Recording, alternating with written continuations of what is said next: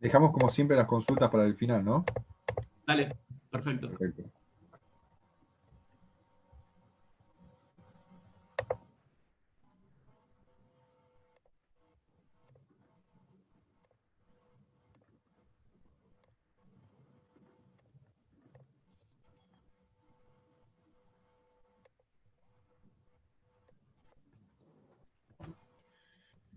Bueno, buenas tardes a todos los que se van sumando a la reunión. Eh, yo soy Matías de la Centeno. Bueno, nuevamente estamos con las tutorías de derechos humanos. Hoy nos acompaña, como nos viene acompañando las últimas tutorías de constitucional y humanos que se vienen haciendo de parte de la Centeno, el doctor Martín Casay-Celis, docente y abogado. Bueno, como siempre, saben que se dictó hace poco la nueva resolución de la facultad respecto de cómo va a seguir la cursada. Ustedes ya saben que nosotros de la Centeno iniciamos todas estas tutorías para ayudar a aquellos alumnos que están teniendo algunas complicaciones con la cursada virtual, por algunos docentes que se les complica para dar clases virtuales o optaron otra modalidad, otros que no aparecieron directamente. Y bueno, ahora siendo que tenemos un margen más estricto de actuación con la nueva resolución que dictó la facultad, recuerden que cualquier incumplimiento que estén viendo en las comisiones que estén cursando respecto de esta resolución, desde la Centeno, bueno, tenemos habilitado una red de reclamos, así que como desde que arrancó todo el aislamiento preventivo social obligatorio, los vamos a seguir acompañando. Así que, bueno, sin más, nuevamente te agradezco, Martín, por acompañarnos hoy. Bueno, y cualquier consulta que tengan, que vaya surgiendo durante la clase, tal cual venimos haciendo en las tutorías que venimos haciendo, recuerden, por el chat del Zoom o por chat de Facebook, vamos a estar atentos a las dos vías. Y bueno, nada más, Martín, cuando vos quieras. Bueno, muchas gracias nuevamente por la invitación. Sí, coincido, Matías, en que por suerte ahora hay un marco un poco más favorable para los alumnos y las alumnas, así que esperemos bueno, que esto pueda funcionar mejor. Bueno, en el día de hoy vamos a ver un tema, solo un tema que tiene varias aristas un poco complejas, y vamos a ver lo principal, porque es un tema además muy amplio, pero la idea es que, bueno, ustedes puedan tener conocimiento de aquellas cuestiones que normalmente, por la experiencia, o lo que la experiencia me indica por lo menos, son las que más les cuestan, y de esa manera poder, bueno, resolverle estos temas y que cuando llegue el momento del examen, además de aprender, que es el objetivo que siempre debe prevalecer, también puedan, de alguna manera, no caer en esos errores habituales. Vamos a hablar entonces hoy del sistema interamericano de protección de los derechos humanos, básicamente todo aquello que refiere a la Convención Americana sobre Derechos Humanos, y esto es muy importante porque eh, tenemos a uno de los principales organismos internacionales, como es la Corte Interamericana, en la cúspide, en el vértice de esta organización de protección. Pero bueno, para poder hablar de la Convención Americana, perdón, de la Corte Interamericana de Derechos Humanos, tenemos que empezar un poquito más para atrás. Tenemos que irnos primero a lo que es la gran división que tenemos de organismos y de sistemas de protección, que pueden dividirse básicamente en dos grandes grupos. Por un lado, los que tienen carácter internacional, mundial, global, como es el régimen que está regulado para lo que es Naciones Unidas, la Organización de Naciones Unidas, la ONU, y que tiene determinados órganos de protección, que ya seguramente en algún momento veremos, y el otro gran grupo que es el que regula todos los sistemas de protección regionales, como puede ser el interamericano, el europeo, y en otras partes del globo también. Entonces, primero tenemos que tener en cuenta dónde estamos parados, en un sistema de protección que es regional. ¿Qué significa esto? Que no va a alcanzar a todos los países, sino que va a ser solo para un grupo de países que están vinculados por la ubicación, por el lugar donde concretamente ellos se encuentran. Entonces, partiendo de esta diferencia, tenemos que tener presente que todo el sistema de protección de los derechos humanos regional está íntimamente vinculado con la Organización de los Estados Americanos, en contraposición con lo que es la Organización de Naciones Unidas, ¿sí?, que engloba a países de todo el mundo. La OEA, así la llamamos, a la Organización de Estados Americanos, solo va a englobar a un grupo de países que hoy son 35 estados, como vamos a ver. Ahora bien, nosotros tenemos, si se quiere, una gran causa que originó los medios de protección de los derechos humanos que se vincularon con la Segunda Guerra Mundial, con la finalización de esta Segunda Guerra, que fue en el año 1945, esto es promediando el siglo XX. De ahí en adelante es cuando empezamos a tener un gran desarrollo, mucho más intenso, de lo que hubo anteriormente en materia de derechos humanos. ¿Por qué? Porque se han cometido grandes atrocidades, como todos conocemos, como ha pasado con el nazismo, con la persecución de judíos, gitanos y otras personas que eran encasilladas dentro de los grupos que no merecían o que no debían ser parte de la humanidad. Entonces, cuando termina la Segunda Guerra, cuando empieza a reconstruirse el mundo, empieza un trabajo muy fuerte en materia de organización de sistemas de protección. Ahora bien, en el caso del sistema de la OEA, tiene su origen mucho antes de las guerras mundiales. De hecho, es el organismo regional más antiguo de todo el mundo. El primer antecedente lo podemos encontrar en la ciudad de Washington, en Estados Unidos, a fines del siglo XIX, alrededor de 1890, 1889, 1890. Ahí empieza a gestarse lo que después sería la Organización de los Estados Americanos, que finalmente se va a concretar, como hoy la conocemos, efectivamente en 1948, como les decía, 3 años después de haber finalizado la Segunda Guerra Mundial. Pero recuerden, tiene su creación mucho antes de este momento, con lo cual no, si bien sirvió para impulsar y reconfigurar el sistema interamericano de protección, en realidad ya venía gestándose desde mucho antes de que existieran las guerras mundiales. ¿Cuándo se constituyó? Bueno, les decía, en 1948 y en Colombia, en la ciudad de Bogotá.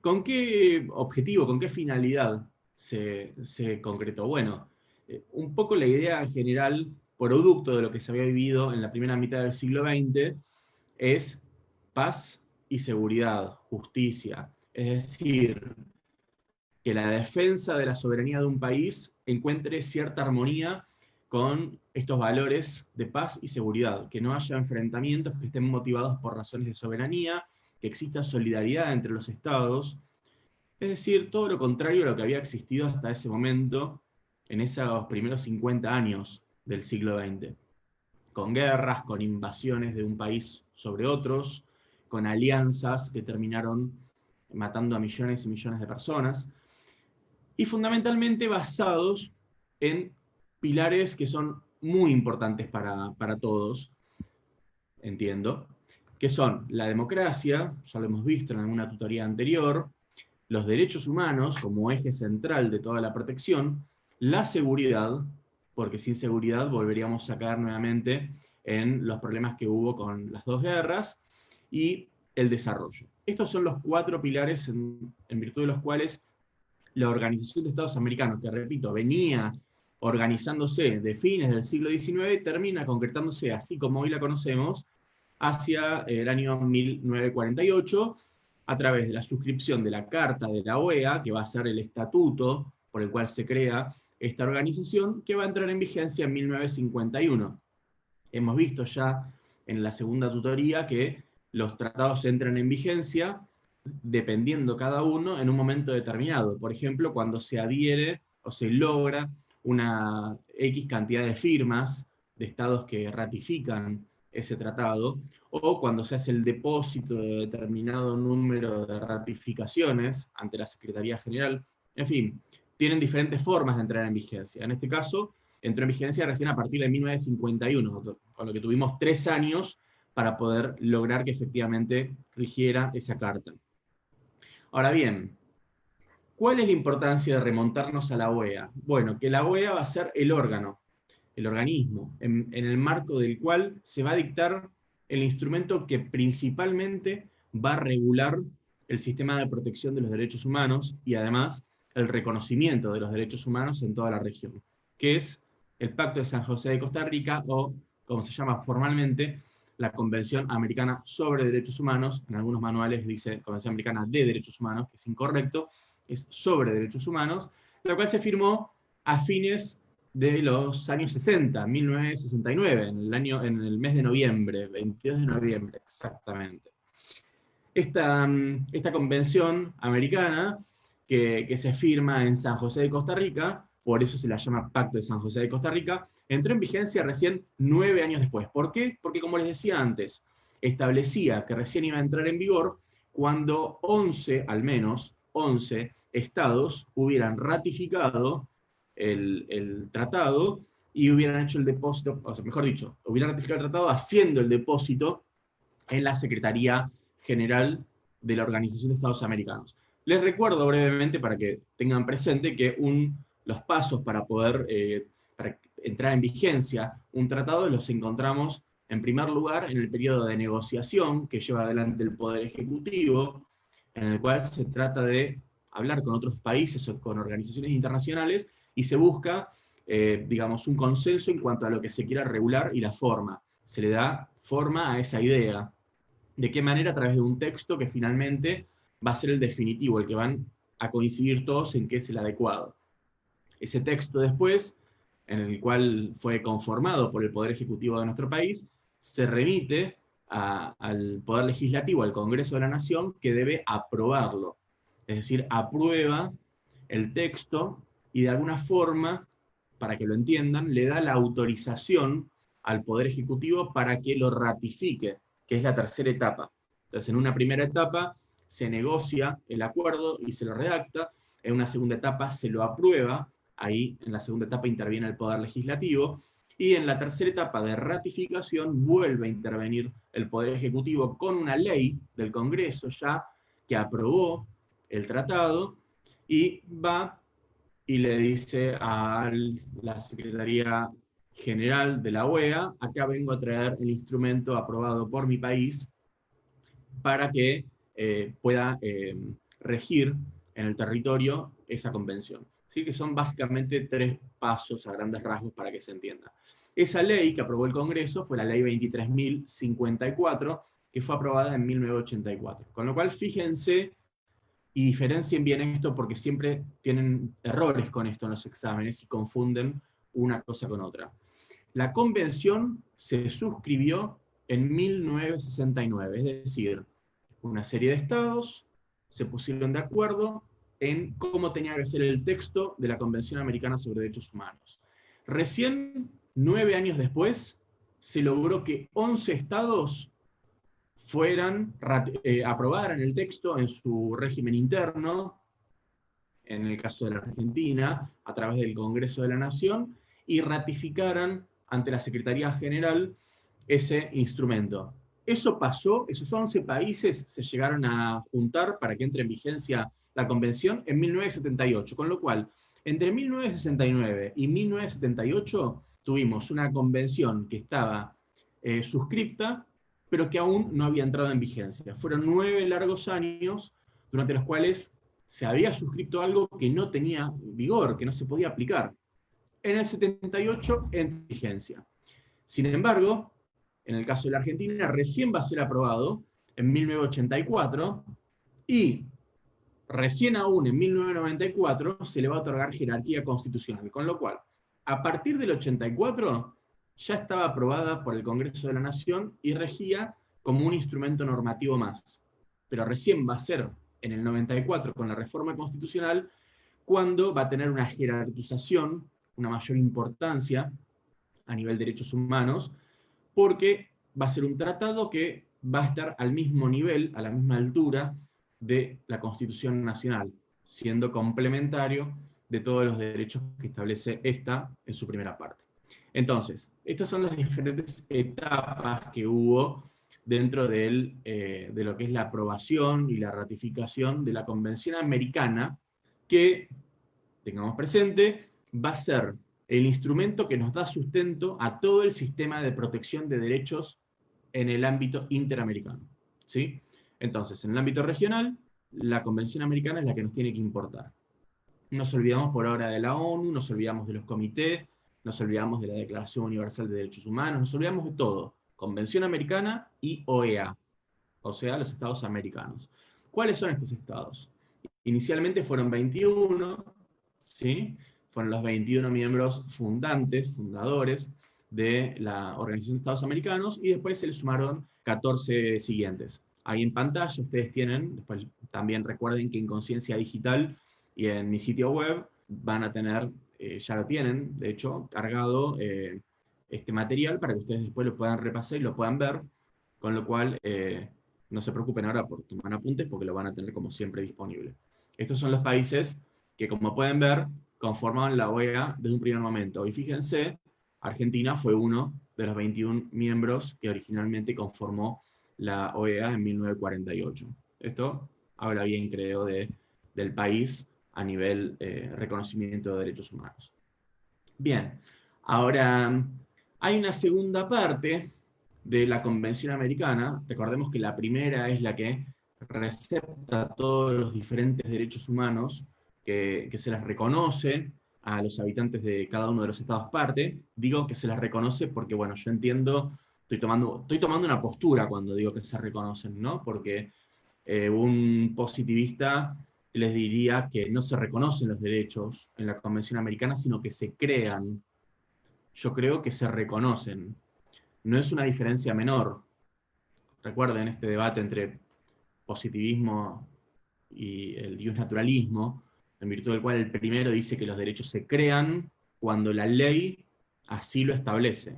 Es decir, hoy se sanciona una ley que diga que ustedes tienen derecho a hacer tal cosa. Bueno, para los positivistas, ese derecho lo tienen a partir de hoy, y si mañana esa ley se deroga, no lo tienen más, y no hay ningún inconveniente con ello. Así es como funciona.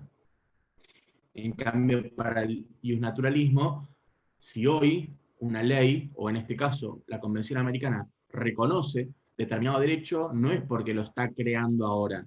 El derecho lo tenía ya todo ser humano desde antes, desde el momento de nacer, por eso decimos que son derechos innatos, y recién ahora, o en este caso cuando se aprobó la Convención Americana, son reconocidos. Pero no significa que no preexistieran, es decir, existían antes de su reconocimiento. Y si los derogara, si se denunciara el tratado o si alguna ley que establece un derecho fuera derogada, las personas no dejarían de tener ese derecho porque en realidad lo tienen por el hecho de ser personas, independientemente de que la norma los recepte o no. Entonces, en la primera parte de la Convención tenemos todos los derechos receptados por la misma y que nos reconocen a todos los habitantes de los estados parte como propios desde el momento del nacimiento e inherentes al ser humano, ¿no? No se pueden desprender del ser humano. Y en la segunda parte tenemos los medios de protección, es decir, tenemos el sistema de protección al que nos estamos refiriendo en esta tutoría de hoy. Los sistemas de protección básicamente, el sistema de protección básicamente está focalizado en dos órganos o dos organismos, como quieran llamar: la Comisión Interamericana de Derechos Humanos, CIDH, se la suele simplificar y abreviar, y Corte IDH, Corte Interamericana de Derechos Humanos, el segundo órgano. Dos órganos con competencias completamente diferentes, con algunas similitudes, pero ya vamos a ver que son bien diferenciados sus roles. Fundamentalmente, ¿cuál es el punto de unión entre ambos? Que los dos tienen una competencia específica, que es que velar por el cumplimiento por parte de los estados parte de los compromisos que asumieron al momento de suscribir, aprobar y ratificar la Convención Americana sobre Derechos Humanos. Esto es importante porque cuando se adhirió, se ratificó, dependiendo del caso, en el caso de Argentina, la Convención Americana de Derechos Humanos, el artículo primero es el centro de imputación de obligaciones más grande que tiene nuestro país. Fíjense los alcances del artículo. Dice: los estados parte se comprometen a respetar los derechos y libertades reconocidos por la Convención y a garantizar su libre y pleno ejercicio a toda persona que esté sujeta a la jurisdicción sin poder discriminar por ningún motivo. Es decir, que no importa si esa persona es del sexo femenino o masculino, si es extranjero o nacional, de qué raza sea, qué religión tenga, si es peronista o radical, o de Juntos por el Cambio, bueno, no importa, no importa. Lo que importa es que el Estado tiene la obligación de respetar esos derechos. Y a todos los efectos de este artículo, se va a entender que todo ser humano es persona, con lo cual a todo ser humano el Estado le tiene que garantizar estos derechos. Entonces, cuando decimos que hay un sistema de protección, lo que estamos diciendo es que la Comisión y la Corte Interamericana deben velar porque todos los Estados partes cumplan fundamentalmente con este artículo.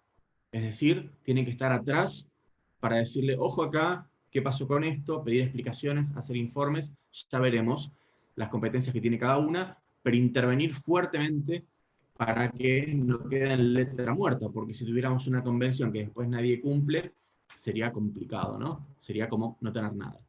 En el artículo segundo también es muy importante destacar que los estados tienen la obligación de adoptar esas decisiones de derecho interno que sean fundamentales para que efectivamente se puedan hacer efectivos los derechos que la Convención Americana les reconoce a todos los habitantes del país.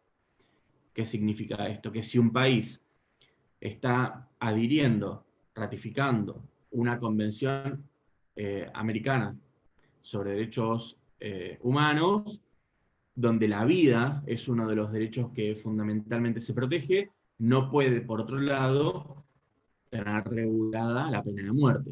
Entonces, ¿qué es lo que se espera desde la Convención Americana? Bueno, lo que se espera es que ese Estado derogue, ¿sí?, esa pena y la reemplace por otra, porque estaría violando, si no, el derecho a la vida que tiene toda persona. Entonces, fijémonos que toda obligación internacional debe tener como correlato una medida interna para hacerla efectiva, porque si no, claramente también caería en letra muerta. Es como si, imagínense, las mujeres no tuvieran el derecho a expresarse libremente en los medios de comunicación, solamente los hombres. Bueno, si una ley interna de nuestro Estado dijera eso, debería ser cambiada conforme este artículo segundo, adaptándola a que la libertad de expresión sea respetada para todos por igual, sin importar que sea hombre o mujer. Si no lo hace, estaría violando la convención. Y además, llegado el caso que se le impute no haberlo hecho o no haber cumplido con alguno de los derechos que establece la convención, también se le podría decir, usted no puede ampararse en su derecho interno, porque el artículo 27 de la Convención de Viena sobre el derecho de los tratados dice que ninguna parte, o sea, ningún Estado parte, puede invocar disposiciones de derecho interno para justificar un incumplimiento de un tratado. O sea que tiene la obligación de adaptar su derecho interno, no lo puede usar como excusa para violar un derecho reconocido en la Convención Americana, y a su vez va a responder internacionalmente si no garantiza esos derechos conforme surge del artículo primero. Entonces, vamos a entrar a lo que es el primero de los dos órganos que mencionábamos, en este caso la Comisión Interamericana de Derechos Humanos. El primer aspecto que quisiera resaltar, porque muchas veces tienen algunas dudas con esto, es cómo está organizada. Esto es muy importante. ¿Por qué? Porque tiene una organización en virtud de la cual procura respetar la representación de los estados parte. Es decir, la comisión viene a ser una suerte de órgano que representa a todos los que integran, mejor dicho, a todos los que han ratificado e integran el grupo de países que tienen como norma imperativa en materia de derechos humanos a la Convención Americana sobre Derechos Humanos. ¿Cómo está compuesta? Está compuesta por 7 miembros que no pueden ser cualquiera, tienen que tener fundamentalmente 2 principales características. La primera de ellas es un profundo conocimiento en materia de derechos humanos. No podemos tener en la Comisión Interamericana personas que no sepan sobre derechos humanos o que no tengan un trayecto reconocido en la materia. porque sería, como ha pasado en algún lugar que conocí, poner a un contador al frente de una dirección de promoción de la salud, ¿no? Como que parecería que no tiene mucho que ver. Bueno, acá lo mismo, tiene que ser alguien que sepa de derechos humanos. Pero fundamentalmente hay un segundo requisito que me parece muy loable para que esté presente en un órgano como este, que es que tenga una alta autoridad moral. ¿Y por qué esto? Porque esto tiene que ver directamente con qué esperamos desde el punto de vista personal para quien conforma ese órgano. No que sea cualquiera, que sea un técnico brillante quizás, que sepa más que nadie de derechos humanos. Pero resulta que es bastante jodido, ¿no? Que tenga algunos capítulos en su historia manchados con sangre o con cuestiones dudosas. Bueno, no. Tiene que ser gente intachable, gente que realmente honre al país dentro de esa comisión. Entonces es muy importante ambas cosas, que conozca, que es un buen técnico, pero también ver el aspecto personal, su historia de vida, quién fue, qué hizo, y si tiene autoridad moral para después ir y señalar a un país cuando está violando los derechos humanos. Porque si él mismo los violó, ¿con qué autoridad moral nos va a imponer algo? Bueno, es algo importante y a veces difícil de encontrar. ¿Cómo se proponen estos miembros? Se eligen entre todos los estados, pero cada país puede presentar hasta tres miembros propuestos, una terna, en los cuales incluso puede sugerir para integrar la comisión a un miembro que sea extranjero. Por ejemplo, Argentina puede ir y decir, bueno, yo propongo esta terna con López, que es argentino, Fernández, que es uruguayo, y Martínez, que es paraguayo. Lo puede hacer, puede proponer miembros de otros países, pero siempre al menos tiene que tener uno de esos tres miembros que sea propio de su país. Y esto es importante porque lo que se busca es que haya al menos siempre dentro de las posibilidades de elección a una persona que represente a cada uno de los países. Después se verá, porque son 7 miembros y por supuesto son muchísimos más estados los que ratificaron la convención. Pero bueno, no importa. Lo importante es que esos 7 miembros todos hayan tenido la posibilidad, todos los estados, de que una persona de su país haya podido ser elegida, aunque finalmente no haya funcionado, pero por lo menos que haya estado esa posibilidad de que sea elegida. Tienen un mandato, duran en su cargo 4 años, ¿sí? Y así como tiene que haber en esa terna una persona que sea nacional del país que los propone, tengan presente también que no puede haber más de un representante en la comisión que sea de un mismo país. O sea que de esos 7 miembros no puede haber, por ejemplo, 2 argentinos. Puede pasar que no haya ningún argentino, pero no puede pasar que haya 2 argentinos o 2 personas de un mismo país. El máximo es 1, aunque no todos van a tener a un representante suyo por una cuestión lógica. Tiene solo 7 miembros y los estados son mucho mayores en número. Entonces, esto en cuanto a la organización. En cuanto a las funciones y las misiones que tiene esa comisión, fundamentalmente tiene una función central que es generar conciencia en la materia. ¿Qué significa esto? Que a todos los estados parte se les inculque de qué manera defender los derechos humanos, de qué manera modificar su normativa interna o de qué manera adoptar decisiones tendiendo siempre a un desarrollo progresivo de los derechos humanos. Que cada vez, ¿qué significa desarrollo progresivo? Que cada vez lo que se haga genere un mayor avance en materia de derechos humanos, no que se retroceda, que siempre el lugar al que lleguemos sea un piso en el próximo avance que se vaya a llevar adelante. Por eso también la Comisión, además de estimular conciencia, tiene la posibilidad de hacer recomendaciones concretas, basadas en estudios o informes, tanto que genere por sí misma, por ejemplo, yendo a un país, conociendo su realidad y generando un informe en el cual le diga a ese país, mirá, tendrías que mejorar en tal aspecto porque consideramos que no se ajusta a lo que esperamos desde la Convención Americana, desde la OEA. Entonces, te recomiendo que se pueda hacer tal cosa, que se pueda dictar tal medida, o que tal norma podría ser modificada, o podría ser ajustada de tal forma para que se ajuste mejor a lo que plantea la Convención, para que sea más respetuosa de los derechos humanos, más amigable. Pero también, además de generar sus propios informes, puede pedir informes a un país determinado. Por ejemplo, si hoy la Comisión quisiera pedir un informe a Venezuela sobre qué es lo que está ocurriendo en el país. Bueno, en este caso, siempre que se trate de un país que forma parte del grupo de Estados parte, la Comisión va a tener competencia para poder solicitar ese tipo de informes. Y finalmente, en el último lugar, en color verde, fíjense que está la posibilidad de responder consultas que los estados le hagan a través de la Secretaría General de la OEA.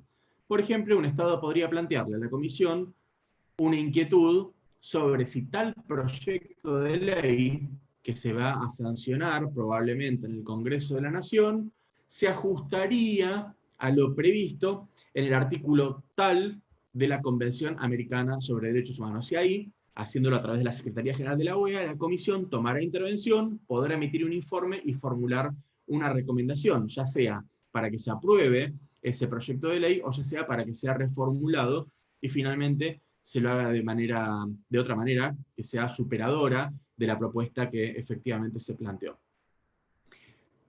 Por otro lado, tenemos también competencias específicas, además de esto que dijimos de, bueno, digamos, concientizar a los países, a los estados, y hacer informes y demás, que tiene que ver con recibir denuncias, quejas, planteos, solicitudes, ¿de quiénes? Bueno, fundamentalmente de personas humanas, individuales, de personas jurídicas, de grupos de personas o también de organizaciones no gubernamentales, asociaciones civiles que estén por supuesto reconocidas en el país y que tengan delimitado su objeto. Por ejemplo, una ONG dedicada a la protección de los derechos del niño, que vaya y que haga un planteo ante la comisión en algún aspecto vinculado con la relación padres-hijos, por ejemplo, tomando algún derecho que surja de la Convención Americana. Bueno, ahí la comisión va a poder intervenir, ya sea porque se denuncie algo, porque se haga un reclamo, una queja, o bien un simple planteo, una solicitud, de decir, bueno, quiero plantear esto, a ver, ¿qué me pueden decir con relación a lo que digo? Fíjense que hasta acá tenemos como diferentes estándares de solicitudes. Tenemos denuncias cuando ya directamente se considera que la situación no da para más, planteos que tienen que ver con, bueno, me gustaría ir por acá, ¿qué les parece?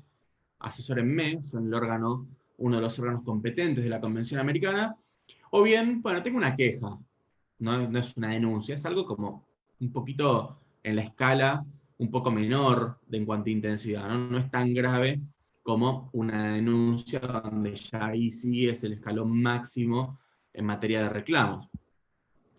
¿Qué estados pueden denunciarlo? Bueno, a ver, esto es importante porque nosotros cuando ratificamos un tratado tenemos diferentes instancias para poder, digamos, avalar o aceptar determinadas competencias de los órganos que crea ese tratado.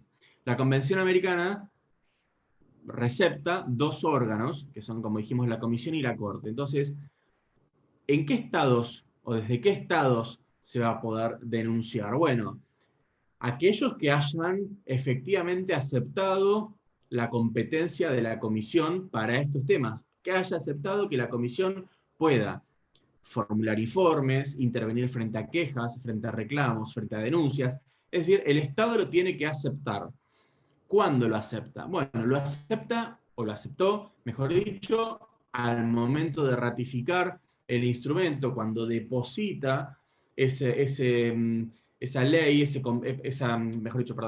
convención que fue aprobada por una ley en la Secretaría General de la OEA, o bien posteriormente, cuando le pareció oportuno hacerlo, también puede hacerlo de manera permanente o hacerlo transitoria, es decir, puede ser que un Estado diga, bueno, vengo a plantear esta cuestión y ese Estado no haya reconocido la competencia de la Comisión para intervenir. Entonces, va a tener que haber un reconocimiento expreso de esa competencia, porque si no, sería un órgano que estaría interviniendo en asuntos para los cuales el Estado en cuestión no aceptó que interviniera. Entonces, ¿qué significa esto? ¿Por qué les comento esto? Porque no necesariamente por haber adherido a la Convención Americana de Derechos Humanos, de forma automática se aprobó o se permitió que la Comisión tenga estas competencias sobre el Estado. Debe hacerlo expresamente.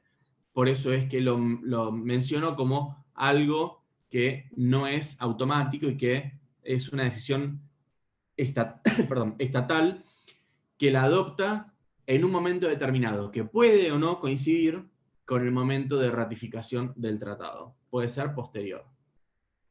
Bueno, veamos ahora cuál es entonces el procedimiento. Si el Estado ya aceptó este tipo de intervención de la Comisión, bueno, ¿cómo funciona? Bueno, cuando se recurre, supongamos que una persona, ¿sí? Vos, yo, cualquiera de nosotros, o todos nosotros juntos, queremos ir a la Comisión porque estamos viendo afectados determinados derechos. Bueno, hay determinados requisitos que tenemos que cumplir. En primer lugar, se tuvieron que haber agotado todos los recursos internos que teníamos. ¿Qué significa esto? Que bueno, si teníamos posibilidad de presentar un reclamo administrativo, supongamos, no sé, en materia de derechos de la educación, ¿sí?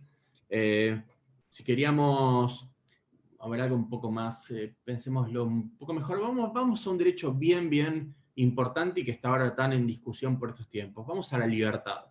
Vemos afectada nuestra libertad por determinada medida. Bueno, si es un órgano, por supuesto, el que está interviniendo, restringiéndola, bueno, podremos hacer un reclamo administrativo, podremos recurrir a la justicia, podremos hacer ambas cosas, podremos interponer un amparo. Tenemos un montón de instrumentos administrativos y judiciales que adoptar. ¿Qué significa que hay que agotar los recursos internos? Significa que si vamos a ir a la comisión, primero debimos haber intentado todo lo anterior, porque si no estaríamos yendo a uno de los órganos más importantes regulados por la Convención Americana sin haber siquiera presentado un reclamo administrativo o presentado una demanda o un amparo. Y en definitiva se busca gradualidad, ir de lo menor a lo mayor, ¿no? Es como intentar matar, como dijimos en algún momento, matar mosquitos con una bomba atómica. Bueno, o sea, parece que no es proporcionado el medio con el fin. Entonces tenemos que ir gradualmente, proporcionalmente, tomando decisiones tendientes a que se pueda resolver en el ámbito interno, y después, si no se resuelve, sí podemos ir a la comisión, no a la Corte Interamericana, ¿eh? Porque acá mucha gente, sobre todo muchos abogados que les gusta estar en los medios y dicen, no, voy a llevar el tema a la Corte Interamericana. No, señores, no lo van a llevar nunca a la Corte Interamericana, porque la Corte Interamericana no recibe denuncias de particulares. Entonces, en todo caso, lo llevará a la comisión. Pero bueno, suena lindo decir que íbamos a ir a la Corte, ¿no? A la Corte Interamericana. Entonces, primer requisito, haber agotado los recursos internos. Ahora, ustedes me podrán decir, y bueno, pero si yo presenté un reclamo o presenté una demanda judicial y nunca me la resolvieron, y me dan vueltas, y nunca terminan dándome ni la razón, ni rechazándome el tema, está en una suerte de limbo que no sabemos qué va a pasar.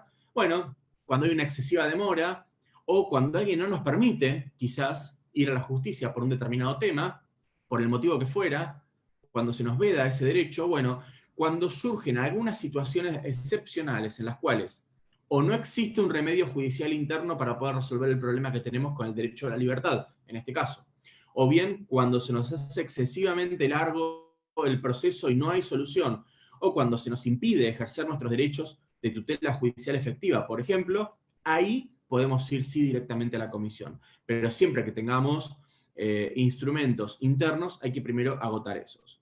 Ahora bien, tenemos este primer requisito que hay que cumplirlo. ¿Cuál es el segundo requisito? Que en caso de que hayamos recurrido a alguno de esos instrumentos internos, tuvimos que haber hecho el reclamo ante la comisión dentro de los 6 meses en que se resolvió la cuestión que está poniendo en jaque a este derecho a la libertad. Es decir, si tenemos una sentencia definitiva en la cual se agotaron todos los procedimientos internos y nos dijeron no tenés razón, no vas a poder hacer esto que vos estás planteando, bueno, tenemos desde ese momento en que se resolvió de forma definitiva y se nos notificó 6 meses para recurrir a la comisión. Si pasaron más de 6 meses, no va a ser admitido ante la petición ante la Comisión Interamericana.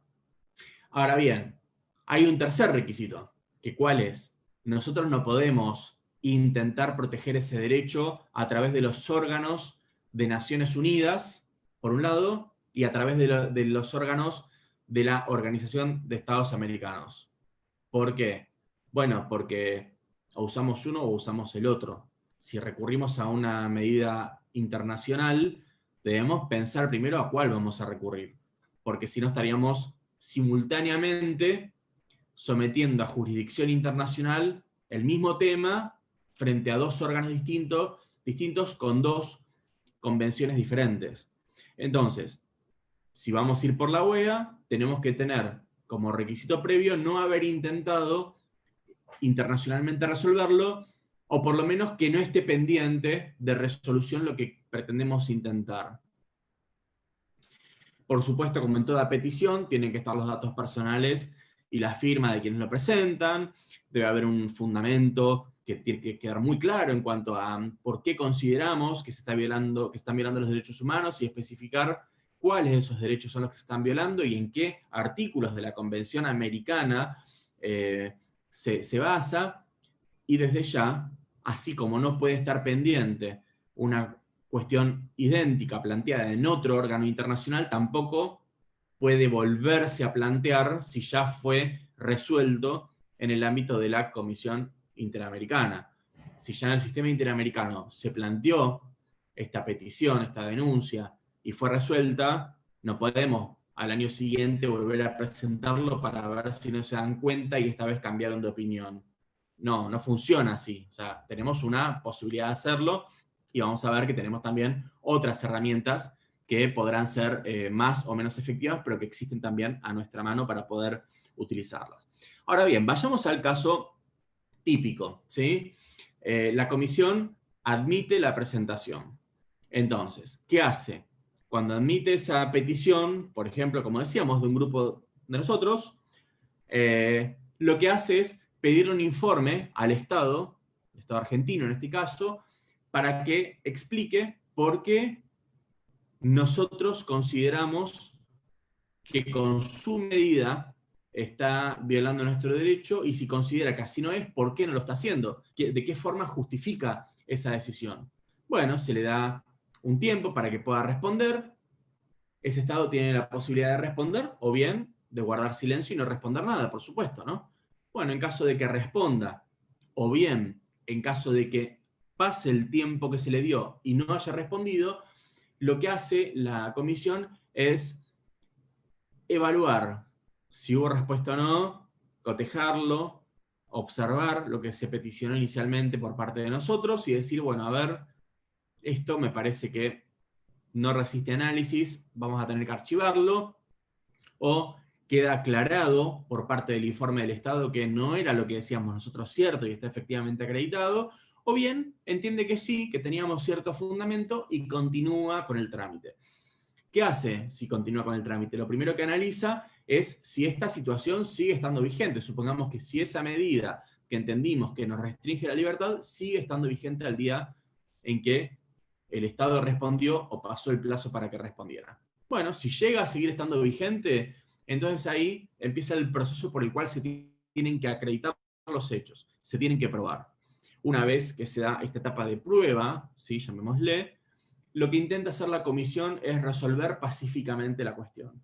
¿Cómo hace? Bueno, hablando con las partes, diciéndoles, bueno, a ver, si ustedes ceden un poco y ustedes también ceden en este tema y tratamos de encontrarle la vuelta para que esta medida no sea tan gravosa o no afecte el derecho a la libertad, bueno, nos evitamos todos un problema y en definitiva, quien recurre a la comisión no lo hace simplemente porque quiere que al Estado lo reten, lo sancionen, sino que lo hace porque en definitiva quiere que su derecho a la libertad esté garantizado. Entonces, bueno, quizás el Estado dice, bueno, mira, en lugar de hacerlo de esta forma, propongo hacerlo de esta otra, y la parte que hizo la denuncia le dice, bueno, acepto, me parece bien, se llega a un acuerdo, como en cualquier mediación, en cualquier conciliación, donde los dos plantean sus inquietudes y quizás hay acuerdo, hay coincidencia en alguna solución intermedia. Bueno, si pasara esto, lo que la comisión hace es notificar lo que pasó, informarlo, darlo a conocimiento, y en cada una de las partes deberá respetar aquello a lo que se comprometió a hacer. Pero ¿qué pasa si no cumple, perdón, si no se acepta y no cumple con las expectativas del denunciante aquella propuesta que haga el Estado involucrado? Por ejemplo, en el Estado argentino no da una respuesta adecuada que consideremos que nos satisface y nos garantiza nuestro derecho a la libertad. Bueno, ahí entonces lo que se hace es poner en conocimiento de los demás estados, y lo que hacemos en ese caso es, como comisión, recomendarle al Estado involucrado ciertas pautas para poder mejorar la situación que tiene. A su vez, al trasladárselo a los demás estados, estos también tienen un plazo de 3 meses para expedirse, para opinar. Puede haber emisiones de informes, puede haber diversas opiniones, puede haber planteos ante la Corte Interamericana, ¿sí? Porque ahí los estados sí pueden denunciar ante la Corte Interamericana, porque entienden que ya es una cuestión en la que debe intervenir la Corte. Y si en definitiva, transcurrido el plazo, no hay ningún tipo de avance para resolver la cuestión, no se hace eco de sus recomendaciones, no hubo un acuerdo entre las partes, bueno, ahí la comisión podrá decir, el Estado argentino violó o no violó, cumplió o no cumplió con la Convención Americana de Derechos Humanos, y publicar el informe, es decir, hacerlo público, darlo a conocer para que todos los estados se enteren de lo que pasó. Entonces fíjense que la comisión tiene una función mucho más vinculada con una solución amistosa de la cuestión, ¿sí? Donde no se quiere pasar a mayores, pero con mucha rigidez en cuanto a que los derechos tienen que garantizarse, porque no deja de tener esa competencia que dijimos al principio, que es velar porque los derechos que están en la Convención Americana se cumplan. Entonces tiene ese rol importante previo a la intervención de la Corte, en la cual intenta resolverlo de la mejor forma posible y sin que esto llegue a un litigio peor. Hay un flujograma que yo les dejo para que vean, que hace mucho tiempo lo armé. Después, bueno, alguien me lo ha robado por ahí, pero bueno, no importa, mientras sirva para enseñar está todo bien. Pero bueno, fíjense que hay un cuadrito en el cual ustedes pueden ir viendo cuáles son un poco lo que estuvimos hablando recién, pero bien graficado como para estudiar, para que les resulte más fácil. Pero es exactamente lo que les acabo de decir, con cada una de las posibilidades, pero bien gráfico, porque es una forma más concreta y más fácil de estudiarlo, porque la verdad que es bastante engorroso todo el proceso. Entonces acá lo tienen bien esquemático con los plazos, con qué pasa, si se da una solución amistosa o si no se da, si se admite o no se admite. Bueno, ahí tienen todo para poder verlo, y de todas formas cualquier duda me lo pueden consultar mientras estén estudiando o cuando sea que lo requieran. Ahora tenemos que pasar al segundo de los órganos, muy importante también, que es la Corte Interamericana de Derechos Humanos, la cual está organizada también por 7 miembros, está compuesta por 7 miembros que son elegidos por el voto de los estados parte, ¿sí? Son 7 jueces los que van a integrar esta corte, y también, al igual que en el caso anterior, son jueces propuestos por los estados parte. Hay una lista de candidatos en los cuales hay diferentes ternas que puede presentar cada estado, porque son hasta 3 los que pueden proponer, igual que en el caso de la comisión.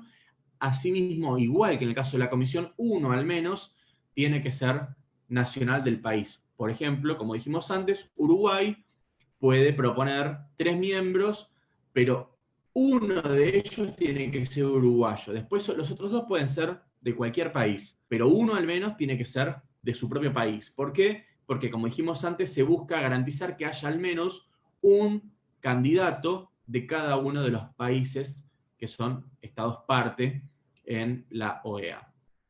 Duran, a diferencia de los de la comisión, 6 años en su mandato y pueden ser reelectos. Y hay una cosa que es muy importante que siempre se lo confunden, le suelen poner casos prácticos y después terminan diciendo que no es posible. Fíjense la particularidad que tiene el sistema. Supongamos que hay 7 jueces que están interviniendo hoy en una cuestión planteada ante la Corte Interamericana. Y se vence el mandato mañana de algunos de los jueces. ¿Sí? Bueno, ¿qué pasa? ¿Cambia la intervención? ¿Hay otros jueces nuevos que son los que van a tomar la decisión finalmente? No. En el caso de la Corte Interamericana hay lo que se llama una ultraactividad de conocimiento de las causas siempre que esté en curso la parte de sentencia, de dictado de sentencia de ese caso. ¿Por qué?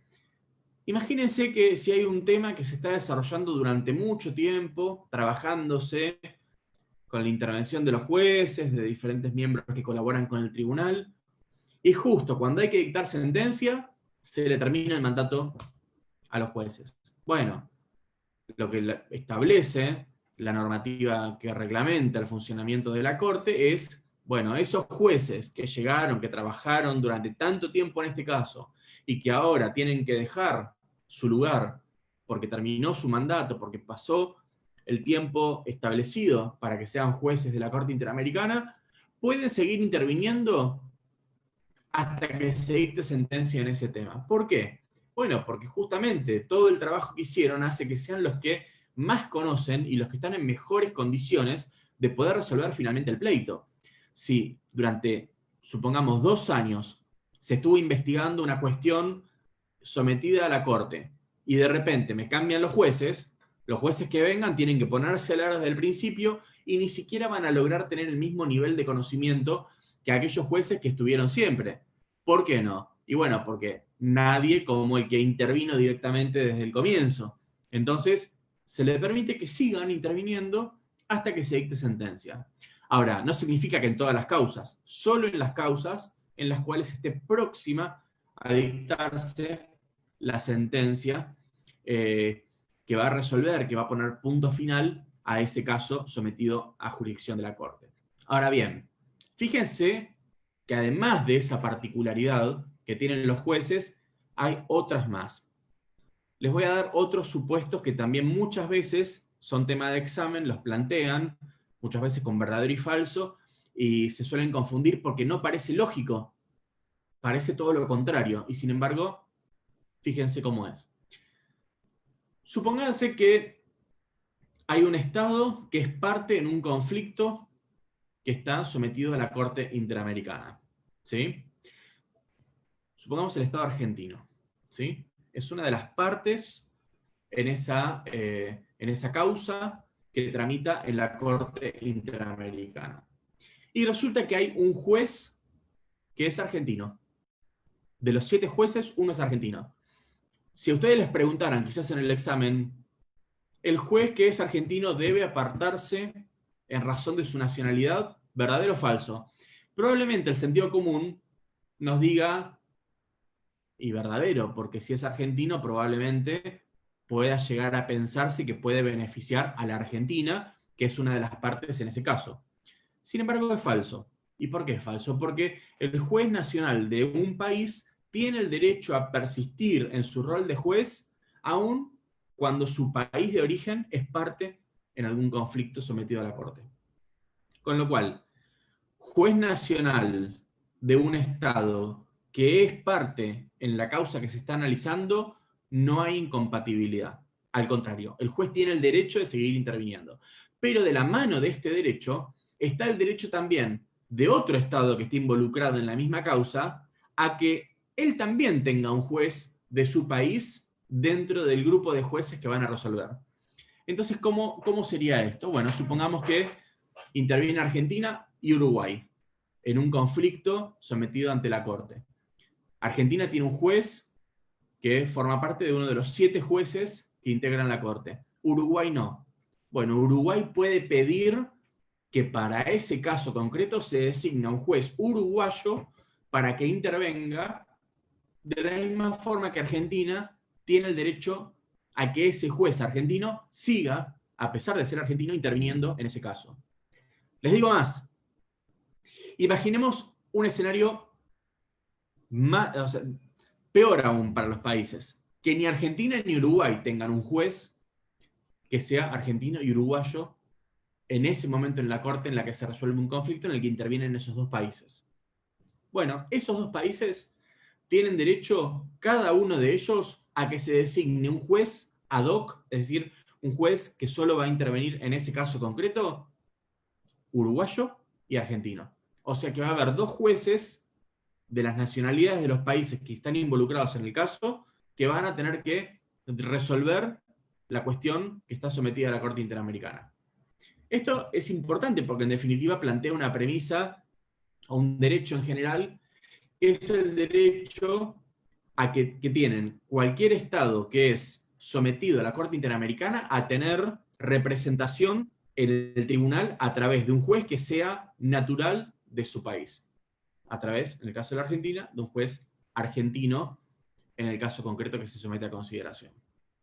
Con lo cual, tenganlo presente porque es algo que es muy interesante, porque en un planteo uno podría hasta pensar, están garantizando prácticamente la parcialidad. Sin embargo, si los jueces se comportan como deben comportarse, como buenos jueces, no deberían tener ningún tipo de preferencia, así sean argentinos o uruguayos o del país que fueran. Deben resolver conforme a derecho y conforme a las pruebas que surjan de la causa. Esto es lo importante. ¿Cómo se llega a las resoluciones que la Corte Interamericana resuelve? Bueno, a través de la deliberación, de la discusión. Son 7 jueces, pero con que haya 5 ya es posible iniciar la discusión. Lo que se llama el quórum, como cuando decimos en el Congreso, si son 257 diputados, tiene que haber por lo menos la mitad más 1 para que empiecen a discutir el tema. ¿Vieron cuando se lee que se van, se sientan, tenemos quórum, arrancamos, se levantan y se van y quedan 5 hasta la hora de la votación? Bueno, eso mismo, pero acá no son 257, con lo cual son 7 nada más, y si se levantan y se van, quedan un poco más expuestos, claramente. En el conjunto de la cantidad de legisladores que tenemos, pasa más desapercibido. De esos 7 jueces, 5 por lo menos deben iniciar la deliberación. Además, siempre va a estar presente, por un lado, la Comisión Interamericana, y por otro lado, el secretario que la Corte designa siempre como secretario de la Corte Interamericana, justamente, secretario general. Entonces, siempre van a estar por lo menos 5 jueces, más representación de la comisión y el secretario de la Corte. ¿Cuál es la sede? Bueno, la sede la determinan los estados parte, pero desde hace muchos años es en San José de Costa Rica, y en una foto, pero eso no significa que siempre las deliberaciones deban ser en la sede de la Corte. Pueden reunirse en cualquier otro país, siempre que el país que elijan para reunirse sea un estado miembro de la Organización de Estados Americanos. Es decir, no pueden ir a hacer una reunión a España, ¿sí? Tienen que ir a un estado que sea de los 35 estados que componen la OEA actualmente.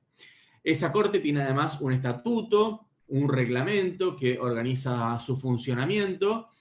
No tiene mayores complicaciones, en cualquier texto ustedes los van a ver.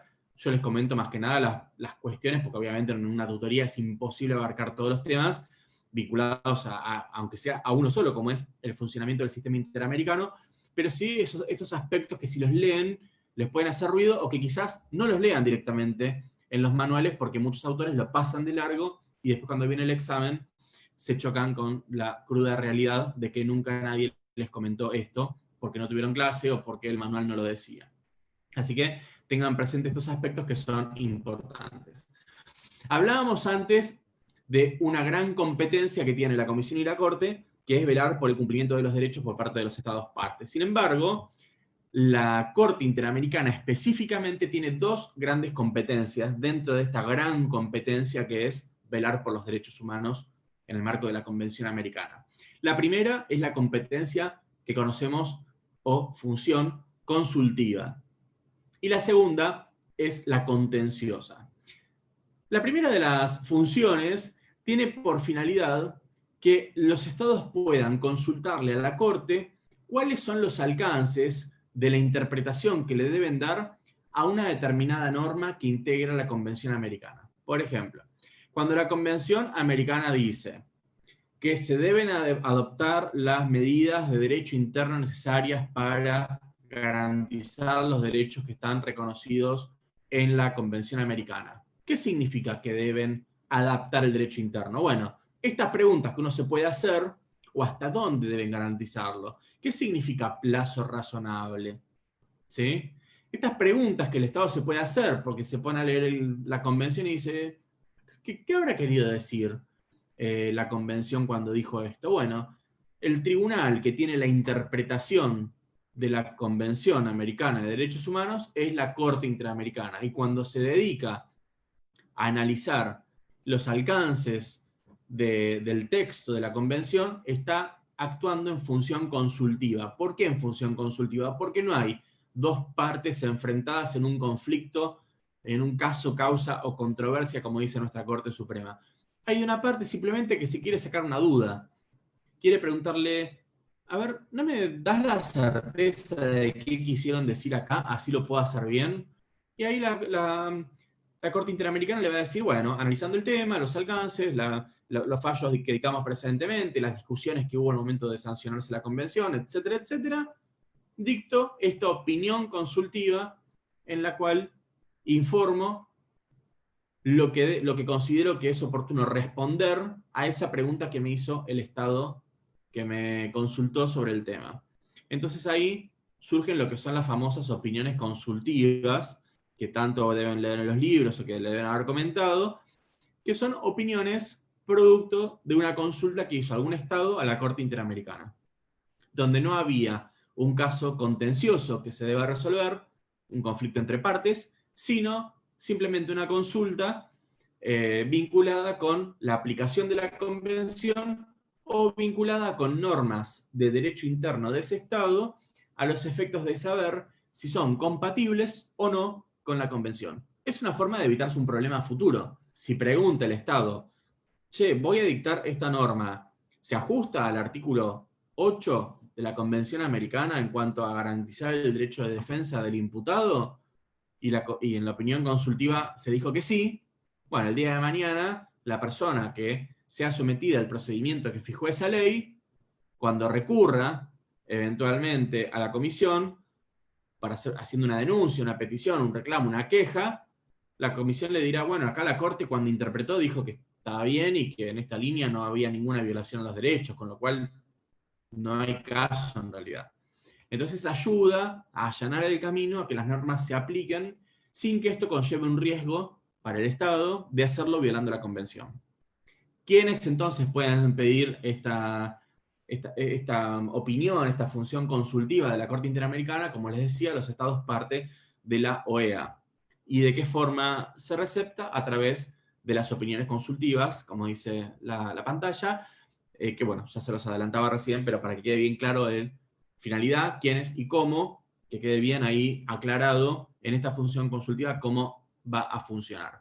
Sin embargo, hay otra función que es bastante más compleja, que es la función contenciosa. ¿Qué es la función contenciosa? Bueno, cuando hay un tema contencioso hay problemas, básicamente, ¿sí?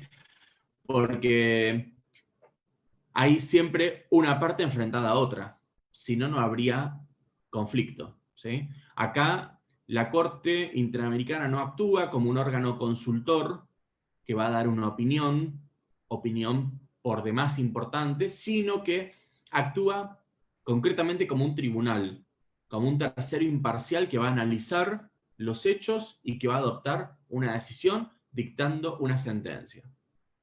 Ahora bien, ¿Siempre puede intervenir la Corte? No. La Corte va a poder intervenir cuando el Estado parte en cuestión haya reconocido la competencia a los fines de la aplicación e interpretación de la Convención Americana. Lo mismo que dijimos de la Comisión, ¿se acuerdan? Que no era solo ratificar la Convención, sino además aceptar la competencia de la Comisión. Lo mismo tiene que pasar con la Corte. Cada Estado tiene que aceptar expresamente la intervención de la Corte como órgano tercero imparcial que va a resolver el conflicto entre las partes. ¿Cuándo lo puede hacer? Lo puede hacer al ratificar la Convención Americana, es decir, cuando se hace el depósito del instrumento en la Secretaría General de la OEA. En cualquier momento posterior, ¿sí?, lo puede hacer de manera incondicional, es decir, yo como Estado argentino, cuando sea, puedo ser sometido a la Corte sin ningún problema, o pueden decir, bueno, no, yo me someto a la Corte siempre y cuando los demás se sometan, las condiciones de reciprocidad. Yo me someto, pero ustedes también. Si no, no. Porque imagínense que si no, nadie se somete a la competencia de la Corte y nos sometemos solamente nosotros y entonces somos los únicos que podemos ser juzgados. Entonces, bueno, la idea es que haya, yo por lo menos adhiero a que haya cierta reciprocidad, que no sea incondicional. Y además también, en algunos casos, algunos países pueden aceptar la competencia de la Corte únicamente por un plazo determinado, por un tiempo, o bien para un caso concreto. Se plantea este problema, bueno, acepto que la Corte intervenga para resolver este conflicto, aunque yo no haya aceptado la competencia de la Corte para intervenir en cualquier tipo de conflicto. Para este caso concreto, sí la acepto y quiero que intervenga.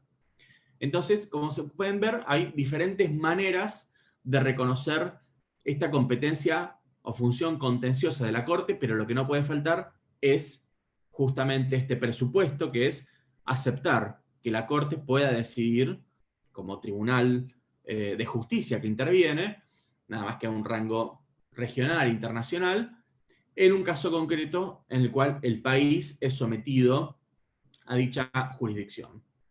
Ahora bien, acá también tenemos cierto procedimiento que hay que observar. Bueno, el procedimiento básicamente llega de la mano o de la comisión que no pudo resolver el conflicto de manera amigable, de manera pacífica, o bien a través de la denuncia de otro Estado. No puede ir un particular o una ONG, como pasaba con la comisión, a plantear que quieren que la Corte intervenga, por ejemplo, en una denuncia contra el Estado argentino. No. Lo puede hacer la comisión, lo puede hacer otro Estado. Los particulares, vos, yo, nosotros y las ONG, lo pueden hacer, pero ante la comisión. Y en todo caso, la comisión decidirá después si lo somete a la Corte, pero siempre es por intermedio de la comisión. El procedimiento es bastante sencillo, acá ya tienen un cuadro también en el cual lo pueden ver, donde hay una notificación de la demanda, donde hay una etapa en la cual cada parte va a plantear lo que considera que es su derecho, se va a abrir a prueba, es un procedimiento oral, ¿sí?, manejado con la oralidad y la inmediatez para poder lograr una sentencia más justa, donde los jueces hayan tenido de primera mano contacto con quienes manifiestan que es su derecho, y finalmente dictaron una sentencia donde la importancia que tiene es que después de dictar la sentencia, la Corte lo que hace es supervisar que esa sentencia se cumpla. Ahora bien, esto es muy importante porque hemos tenido algunas situaciones particulares con nuestro país. En algunos casos, la Corte Interamericana ha dictado fallos en donde se le ordenaba algo a la Corte Suprema me refiero, y la Corte ha dicho, bueno, como la Corte Interamericana dijo esto, nosotros tenemos que cumplir, y lo cumplieron. Hay otros casos en los que la Corte ha dicho, la Corte Interamericana dijo esto, pero yo no quiero, no me interesa, para mí está mal, no lo cumplo, y hacemos lo contrario. Esto ha despertado mucha polémica, porque si la Corte es un órgano, la Corte Suprema, nuestro máximo tribunal nacional interno, es un órgano que forma parte del Estado argentino y está sometido a la competencia de la Corte Interamericana, debe acatar las decisiones de la Corte. Sin embargo, no siempre ha pasado. Como les digo, en algunos casos se ha negado a cumplir. En otros lo ha cumplido rápidamente. En otros casos se ha negado a cumplir. Y hay casos intermedios, ¿sí?, en los cuales ha dicho. Un caso, por ejemplo, relacionado con la muerte de Walter Bulacio, donde la Corte ha dicho, no estoy de acuerdo con lo que la Corte Interamericana dijo, pero como si no cumplimos van a sancionar de vuelta al Estado argentino, lo cumplo. O sea que tenemos casos en los que la Corte no cumplió, casos en los que la Corte Suprema cumplió diciendo que no estaba de acuerdo, y casos en los que la Corte Suprema dijo no voy a cumplir, no me importa que sea la Corte Interamericana. Dejo a criterio de ustedes reflexionar sobre qué les parece, si es correcto o no correcto que la Corte omita cumplir con lo que la Corte Interamericana dijo, pero les dejo una frase para que puedan pensarlo por ustedes mismos y puedan llegar a una conclusión, y es en las condiciones de su vigencia. Esta frase está en el artículo 75, inciso 22 de la Constitución, donde dice que los tratados tienen jerarquía superior a las leyes, donde menciona a una serie de tratados sobre derechos humanos a los cuales se les otorga jerarquía constitucional. Y dice, en las condiciones de su vigencia son complementarios de la primera parte de la Constitución, de los derechos receptados por la Constitución. Los juristas han analizado qué significa en las condiciones de su vigencia. Y la conclusión ha sido que significa, conforme las reservas que haya hecho el Estado, esas aclaraciones que hace el Estado al momento de ratificar un tratado internacional, conforme los informes que hace la Comisión Interamericana y conforme las sentencias que dicta la Corte Interamericana. Es decir, que según la mayoría de los juristas, cuando la Constitución Nacional dice en las condiciones de su vigencia, significa que debe aplicar los tratados, entre ellos la Convención Americana, conforme las decisiones de la Corte, los informes de la Comisión Interamericana y si hay alguna reserva hecha por el Estado argentino, nacional también, argentino en este caso. Esta es la interpretación que le han dado los constitucionalistas. Entonces cabe preguntarnos, si esos tratados son complementarios de la primera parte de la Constitución donde están los derechos y garantías, y rigen las condiciones de su vigencia, es decir, conforme las decisiones que adopta la Corte Interamericana, ¿debe el Estado argentino, incluyendo a la Corte Suprema, obedecer una decisión de la Corte Suprema, de la Corte Interamericana de Derechos Humanos? Bueno, yo tengo mi opinión, pero los dejo a ustedes que reflexionen y que piensen. ¿Les parece que sí? ¿Les parece que no? No va a estar mal lo que opinen, porque los propios autores y los propios profesores seguimos aún al día de hoy discutiendo si debe o no obedecerlo. La Corte que dice, yo soy el órgano supremo del país, no puedo cambiar los alcances de una sentencia porque la Corte Interamericana me lo pida, porque yo soy el órgano supremo del país. Ahora, quienes están del otro lado podrán decir, pero el Estado del cual formas parte consintió que esa corte pueda dictar una sentencia que te involucre a vos y que te obliga a cambiar lo que habías decidido. Bueno, depende de qué lado se quieran parar, podrán tener una postura o la otra, y siempre que la fundamenten bien, entiendo que no tendrán ningún problema en la aprobación de la materia con la cátedra que tengan, porque evidentemente es un tema por demás opinable, en los que no hay ni siquiera una doctrina pacífica, sino que está en plena discusión y en pleno auge, porque el caso principal en esta materia no tiene ni siquiera 2 años. O sea que es algo realmente de mucha actualidad.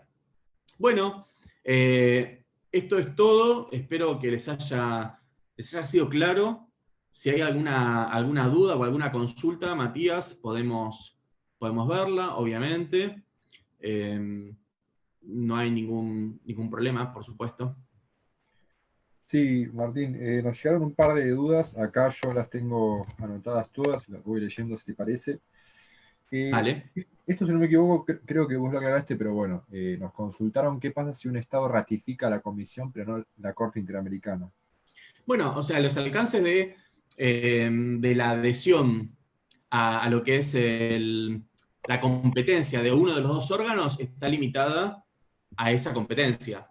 ¿Qué quiero decir con esto? Que si se aceptó la competencia de la comisión, podrá aplicarse todo lo que tiene que ver con esa competencia. Y si se aceptó también la de la Corte, podrá entonces también aplicarse la competencia que tenga que ver con la Corte.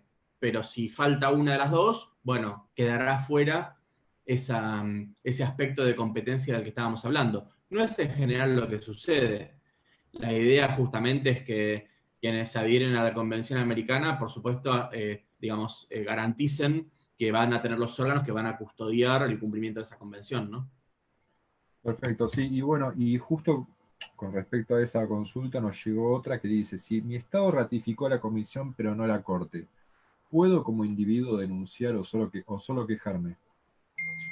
Bueno, si aceptó la competencia de la comisión, va a poder denunciar, va a poder quejarse, va a poder hacer un planteo, porque son las competencias que tiene la comisión, no son, digamos, excluyentes una de la otra. Todos los ejemplos que nos menciona la persona que hizo la pregunta corresponden a la competencia del mismo órgano que es la comisión, y que es la competencia que se aceptó. Así que no habría problema. Lo que no podría pasar en ese caso es que el Estado argentino, por ejemplo, si fuera ese el supuesto, sea sometido a una causa en la cual la Corte Interamericana sea el tribunal que va a decidir, porque solo se aceptó la competencia de la Comisión.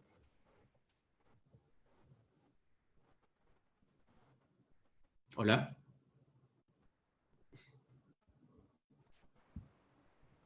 Candidato es de alta autoridad moral. Creo que ¿Sabes qué? refiriéndose, ¿sí? ¿Se escuchó? Se entrecortó toda la primera parte. Matías, ¿cómo era la pregunta? A ver, pues estoy con un poco de, tengo conexión inestable, sale. Ahí se me escucha bien. Sí, perfecto. ¿Quién se encarga de definir si esa persona o candidato es de alta autoridad moral? Creo que refiriéndose a los miembros, no sé si de la Comisión o de la Corte Interamericana, Claro. ¿no? Claro, bueno, en realidad en ambos casos es exigible esto, ¿no? Yo lo planteé específicamente para el tema de la comisión, que tiene que tener, digamos, tiene que ser un perfil técnico que sepa de la materia, pero además con alta autoridad moral. Bueno, esto se somete, imagínense, a votación dentro del ámbito de una asamblea en la cual participan todos los estados que integran la Organización de Estados Americanos, con lo cual ya en un ámbito chiquito se sabe todo de todos. Imagínense donde hay 35 estados que van a estudiar detenidamente cada uno de los antecedentes de esa persona propuesta, con lo cual siempre termina siendo sometido a la votación porque sigue estando presente los principios democráticos de elección de mayorías a través de las cuales se elige a esos jueces o a esos miembros de la comisión, ¿no? O sea, no Perfecto. hay alguien que diga este sí o este no. En definitiva, todo es sometido, son procesos públicos en los cuales se conoce quiénes son los candidatos. Recuerden cuando fue el tema de Eugenio Zaffaroni, que ahí estaba la foto, me olvidé de mencionarlo, Eugenio Raúl Zaffaroni, uno de los juristas más importantes de nuestro país.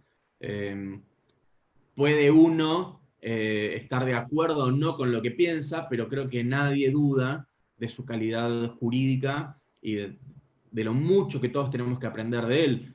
Podemos no coincidir, por supuesto, yo no coincido en muchas cosas con él, pero bueno, soy yo. Zaffaroni es alguien de quien tenemos que aprender todos los días, o sea, yo estoy a años luz de Zaffaroni.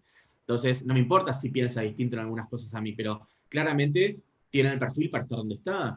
Es una persona con gran conocimiento técnico y con una alta autoridad moral. Ahora, en su momento han planteado, por ejemplo, la cuestión esta de los supuestos departamentos alquilados a prostitutas, o sea, y la verdad es que finalmente, fíjense, es juez de la Corte Interamericana, con lo cual, bueno, evidentemente todas las cosas que se dicen en los medios y que se ventilan con mucha facilidad, no siempre son comprobables en la realidad.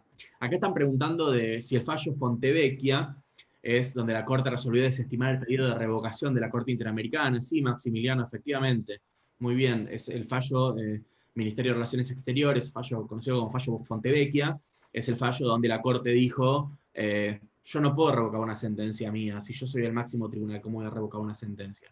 Bueno, hay una discusión, se terminó resolviendo de alguna manera, pero sí, efectivamente ese fue el punto de inflexión de la Corte donde dijo no voy a acatar de ninguna manera la decisión de la Corte Interamericana, y muchos, hasta incluso lo han planteado en términos de que es el principio del fin de la Corte Interamericana, por lo menos como se lo conoce. O sea que ha generado una crisis institucional muy importante hacia adentro del sistema interamericano. Ese es el fallo, efectivamente. Sí, un fallo medio raro porque de todos modos no había caso, ¿no? No era un oficio que mandó el Ministerio de Exacto. Relaciones. Y la Corte, bueno, Claro. dictó como si fuera una sentencia. Claro, fue muy, muy loco porque en realidad es exactamente como dice Matías, un oficio en el cual se dice, bueno, hay que cumplir con esto que dijo la Corte Como hace Interamericana, siempre. como hace siempre, como algo normal. Y la Corte a partir de eso, a ver, la Corte por supuesto, bueno, yo no voy a hacer, no va a ser ninguna sorpresa para quienes por ahí ya me han escuchado en otras tutorías.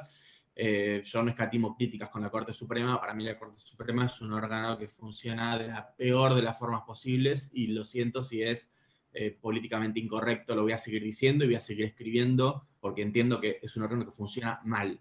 Ahora, está claro que la Corte tenía ganas de decir que no iba a cumplir con el fallo de la Corte Interamericana, le quería, si lo decimos en términos bien populares, marcar la cancha a la Corte Interamericana, y lo hizo. Y lo hizo en un contexto de un gobierno donde los derechos humanos no eran lo más importante de su plataforma política, y paradójicamente esa misma corte, con algunos cambios de integrantes, pero es el mismo órgano, años anteriores, en otros gobiernos donde sí eran muy importantes los derechos humanos, han tenido la mayor aceptación de los fallos de la Corte Interamericana siempre que se trató de respetar los derechos. Entonces, la Corte es un órgano político y debemos asumirlo como en Estados Unidos lo tienen claramente asumido y nadie duda que es un órgano político que opera políticamente.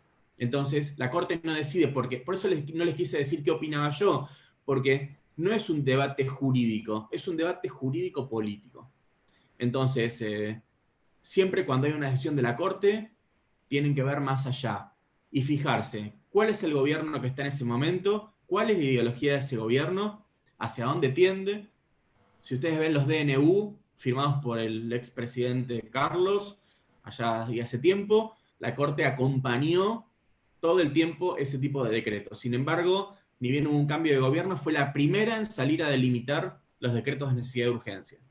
Entonces, el acompañamiento político de la Corte siempre es permanente y siempre pasa como, perdón, también políticamente incorrecto, pero como con los jueces federales.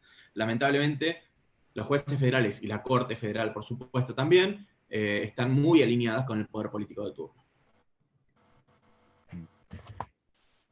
Sí, siempre el fallo Fontevecchia, para los que están recién arrancando la carrera, más adelante siempre genera discusión en constitucional profundizado, siempre, bueno. ¿Este juez se suma a los otros 7 o serían 8 para el caso? No sé bien específicamente a qué se refiere. ¿Se No, explica ahí? son jueces ad hoc. O sea, a ver, la idea sería que los jueces que terminen resolviendo sean 7. El tema es que, bueno, si hay que agregar porque un Estado no tiene representación, bueno, serían jueces que se agregan ad hoc, es decir, para el caso concreto. No van a quedar de forma permanente, sino que van a intervenir exclusivamente en ese caso. Es para garantizar que los Estados que son parte en el conflicto tengan representación, no está bien dicho, pero digo, que tengan a un nacional de su país entre los jueces que van a decidir el caso. Claro. Bueno, por otro lado nos llegan las opiniones consultivas de la Corte Interamericana. ¿Son de cumplimiento obligatorio para los Estados partes? Bueno, justamente si el Estado acepta la competencia de la Corte Interamericana, acepta que ella es el tribunal que tiene la interpretación concreta de la Convención Americana sobre Derechos Humanos. Es como pasa con nuestra Constitución en nuestro país. Si nuestra Corte Suprema analiza la Constitución en un determinado sentido y entiende que ese es el sentido correcto, es el órgano que tiene la mayor competencia para poder analizar los alcances de una norma. Entonces, necesariamente va a tener efecto vinculante. En el caso de Argentina, los jueces inferiores pueden decidir apartándose del criterio de la Corte, pero tienen que fundarlo muy bien. Pero en el caso internacional, como es una relación directa entre el Estado y la Corte Interamericana, no hay nadie en el medio que pueda interpretar distinto. Entonces, lo que decidió la Corte en términos de interpretación es lo que el Estado argentino tiene que entender como la interpretación correcta. Es quien tiene la facultad de interpretar y de decir qué es lo que quiso decir la Convención cuando dijo eso. Perfecto. Bueno, por último, Martín, nos llega una consulta por Face. Nos preguntan, es interesante. Una pregunta, ¿se debe plantear la reserva de recurrir a la comisión en los escritos que haríamos como abogados al agotar la instancia interna como se hace con el recurso extraordinario o no hace falta mencionarlo en los escritos? O sea, si hace falta hacer como en el caso de la reserva federal, si es lo mismo en el caso para recurrir internacionalmente, eso es lo que nos están preguntando. Sí, la reserva de caso federal en el derecho interno para recurrir a la Corte no solo se debe hacer, sino que se debe sostener en cada una de las etapas procesales que se lleven adelante. Esto veo que está claro. Ahora, no es necesario establecer una reserva para recurrir ante los organismos internacionales, porque el propio sistema interamericano ya establece esta facultad de poder recurrir ante ellos. Entonces no hace falta sostenerlo de esta forma porque no es exigido en el derecho internacional que así sea, sí en el derecho interno para acceder a la Corte Suprema. Perfecto. Y bueno, y por último, nos preguntan en Facebook la discusión de siempre, ¿no? ¿Es la Corte Interamericana una instancia superior a la Corte Nacional de Justicia, a la Corte Suprema? Bueno, es un poco lo que hablábamos antes, ¿no?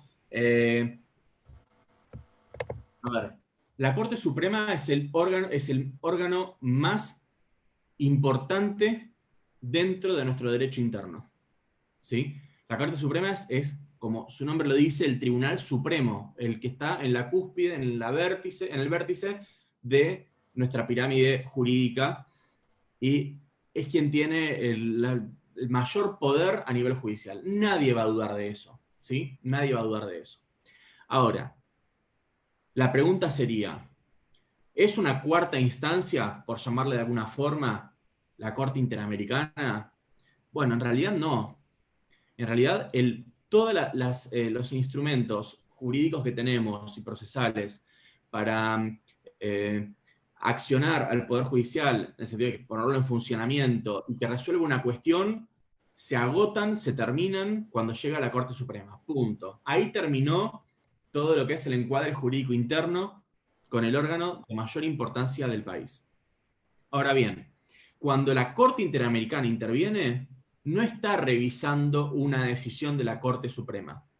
Lo que está haciendo es evaluar si el Estado argentino, ya sea a través de una decisión de un tribunal, ya sea a través de una medida política del Poder Ejecutivo, ya sea a través del dictado de una ley del Congreso de la Nación, o de la forma que fuera, si el Estado argentino violó o no violó la Convención Americana sobre Derechos Humanos. Y así, como el Poder Ejecutivo es un órgano, la Corte Suprema también lo es a los efectos internacionales. Entonces, la Corte Interamericana lo que va a poder decir es, no revoque su fallo. En todo caso va a decir, el Estado argentino debe responder frente a quien fue víctima de una violación de sus derechos de tal manera, responderá de tal forma, indemnizándolo, haciendo publicar una nota donde diga que efectivamente la sentencia que se dictó no era correcta, de la forma que la Corte Interamericana lo establezca. Pero no significa que la Corte puede revertir un fallo de la Corte Suprema. Entonces, esto nos hace pensar que no hay una relación jerárquica. trabajan en distintos planos, en el plano interno de la Corte Suprema, en el plano internacional la Corte Interamericana. Ahora bien, si la Corte Interamericana puede decir, el Estado argentino, a través de su Corte Suprema, cuando dictó este fallo, violó el artículo 8 de la Convención Americana, y deben responder, bueno, evidentemente está haciendo una apreciación jurídica del fallo de la Corte. Pero no es lo mismo que decir que puede revocar el fallo de la misma forma que la Corte puede revocar un fallo de Cámara, que es algo distinto. En el caso de la Corte, la Corte Interamericana, solo lo que dice es, ¿se violó la Convención? ¿Incurrió en responsabilidad internacional el Estado argentino o no incurrió en responsabilidad internacional? Fue un poco lo que se planteó en el caso Fontevecchia, donde justamente lo que la Corte Interamericana dice es, revoque la sentencia. Entonces, ¿cómo revoque la sentencia? Yo no puedo revocar un fallo si soy el máximo tribunal, le dijo la Corte. Entonces, ¿qué terminaron arreglando? Que no se revoca la sentencia, pero que se ponga una leyenda donde diga que el Estado argentino fue condenado por el dictado de esa sentencia de la Corte Suprema, la cual no se revocó, pero sí se buscó la forma de mitigar sus efectos. Entonces, en definitiva, ¿es el órgano superior o no? Bueno, no es, pero lo cierto es que la Corte tiene competencia para decir si esa decisión de la Corte Suprema violó un tratado internacional o no. Que vaya si es importante, ¿no? Acá pregunta Marcos si la Corte funciona como control de convencionalidad.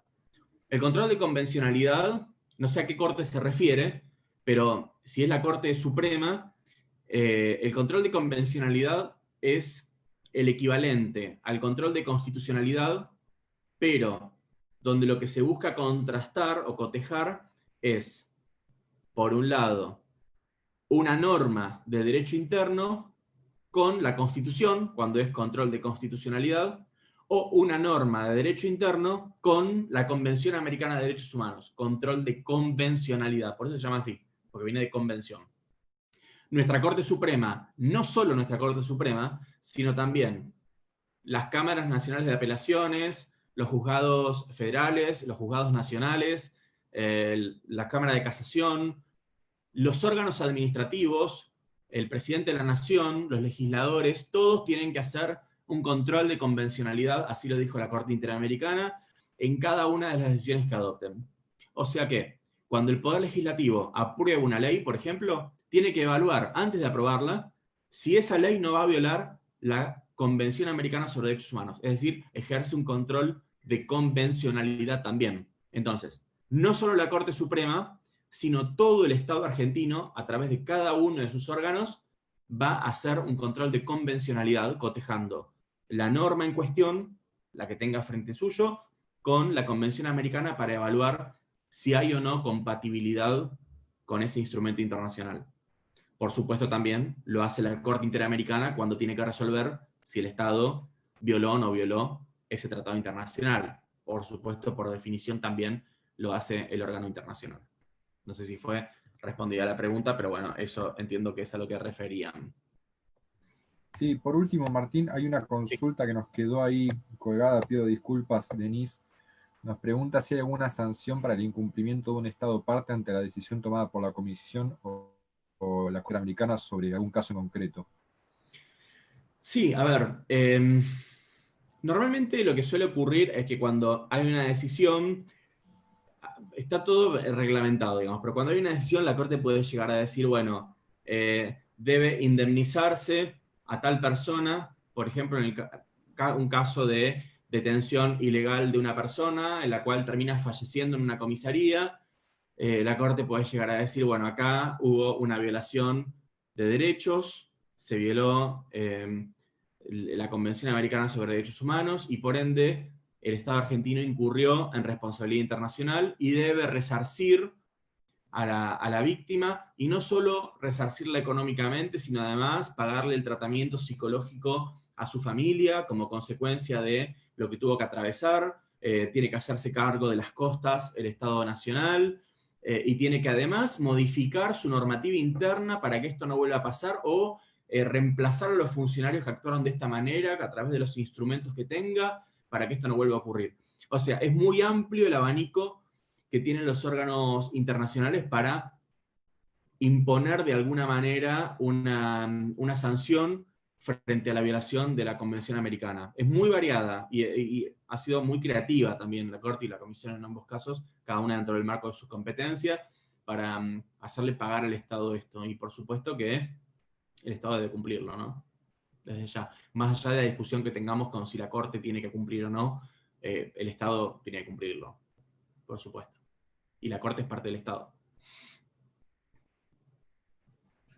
Bueno, bueno, perfecto, Martín. Hasta ahí llegaron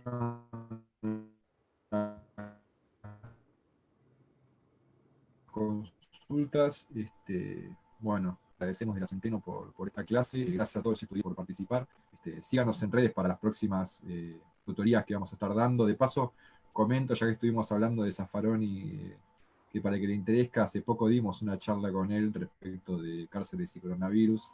Está grabada la charla, está subida ahí en nuestras redes sociales, así que si les parece interesante para conocer un poco qué piensan, también estuvo Graciela Peñafort, así que si les interesa saber la postura de estos juristas respecto del contexto actual en las cárceles, péguense una mirada que la verdad que es muy interesante.